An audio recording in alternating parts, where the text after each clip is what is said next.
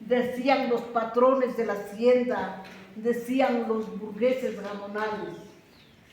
Leonidas Proaño, maestro mágico y liberador, a desentrañar conciencias con análisis y crítica.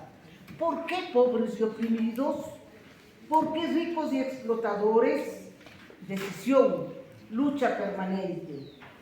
Leonidas Proaño, a través del tiempo, a través del espacio, creando conciencias.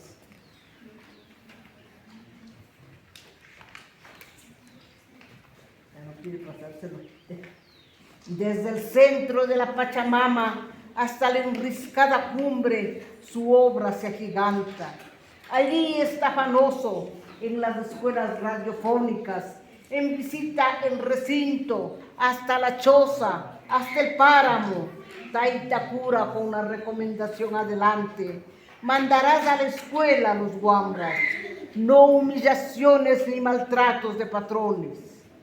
Echa zarapanga, más zarapanga la hoguera, que se atice el fuego del corazón y la mente para encender en el recuerdo, para encender en la lucha, pensamiento, esperanzas de Taitacura, Leonidas Proaño.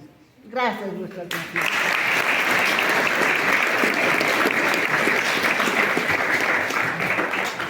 Agradecerles infinitamente la presencia de todos y cada uno de ustedes.